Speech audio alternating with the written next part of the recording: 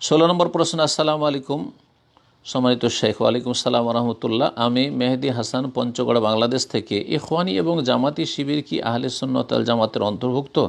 তাদের সাথে আমাদের সম্পর্ক কেমন হবে? তাদের কিভাবে সালাফি মানহাজের দাওয়াত দেওয়া যায়, কিছু উপদেশ দিবেন? তাদেরকে সালাফি মানহাজের দাওয়াত কোরআন সুন্নাহর আলেমরা, সালাফি ওলামারা দিয়ে যাচ্ছেন আলহামদুলিল্লাহ, প্রতিটি ভাষায় আলহামদুলিল্লাহ ফার্জে কিফায়া আদায় হচ্ছে। আল্লাহ যেন আপনাকেও তৌফিক দান করেন। আপনার জন্য সবচেয়ে ভালো হবে যে ভালো ভালো আলেম যারা ইখওয়ানিদের আর জামাতিদের যে গুমরাহিগুলি তুলে ধরেছে আকীদা মানহাজের, তাদের এই যে ভুলগুলি, সেই ভুলগুলি ভালো আলেমদের যে আলোচনা থেকে অথবা লিখনি থেকে তাদেরকে শোনাবেন, তাহলে সেই কথাগুলি তাসির তাদের উপরে বেশি হবে। পক্ষান্তরে আপনি যদি আপনার ভাঙাচোরা ভাষায় অল্প বিদ্যা নিয়ে বোঝাতে যান, তাহলে কলহ বিবাদের আশঙ্কা বেশি রয়েছে, আর ফিতনা মারামারি বা হানাহানির আশঙ্কা রয়েছে, আর আপনার দাওয়াত ফলপ্রসূ হবে না, কারণ ওইভাবে আপনি বোঝাতে পারবেন না। তবে আপনার প্রিয়জন, আত্মীয় স্বজন যারা আছে, যারা আপনাকে শ্রদ্ধা করে অথবা ভালোবাসে, তাদেরকে যথাসাধ্য আপনার যতটা আল্লাহ বিদ্যা দিয়েছেন, যদি আপনার ভালো করে জানা থাকে এলম শর্ত, তাহলে আপনি সেই কথাগুলি উত্তম পন্থায় নরম ভাষায় পেশ করতে পারবেন, কোনো অসুবিধা নেই। এটা একটা অংশ। আপনার উত্তরে যে কেমনভাবে দাওয়াত দেবেন তাদেরকে, আল্লাহ যেন তৌফিক দান করেন। আর প্রথম অংশটুকু ছিল যে ইখওয়ানি এবং জামাতি শিবির কি আহলে সুন্নাত ওয়াল জামাতের অন্তর্ভুক্ত? তাদেরকে আহলে সুন্নাত ওয়াল জামাত পুরোপুরি বলা যাবে না। একদিককে কেন্দ্র করে বললে তারা আহলে সুন্নাত ওয়াল জামাত, যে তারা শিয়া রাফেজি নয়। তো একদিকে শিয়া আর একদিকে সুন্নাহ, আহলে সুন্নাহ। তো এখানে যদি রাখেন তাহলে তারা শিয়াদের মোকাবেলায় তারা সুন্নি মুসলিম, তাদেরকে শিয়া মুসলিম বলবো না। তবে চরম শিয়া প্রেমী এরা, জামাত ইসলাম ইখওয়ানি এরা চরম শিয়া প্রেমী।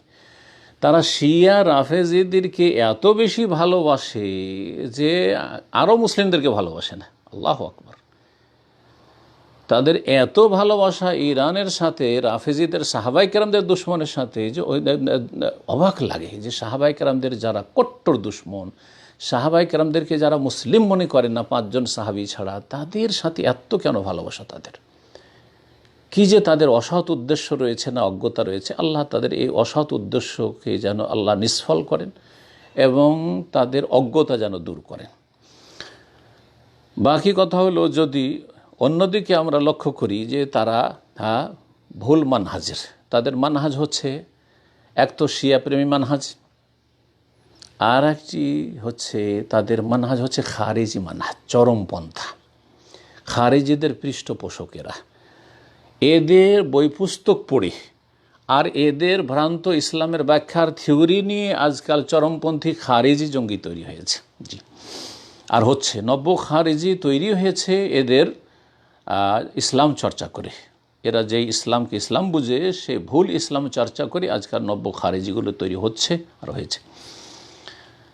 তো এই দিক থেকে এরা আহলে বিদাত, এরা আহলে সুন্নাত ওয়াল জামাত নয়, এরা আহলে সুন্নাত ওয়াল জামাত নয়।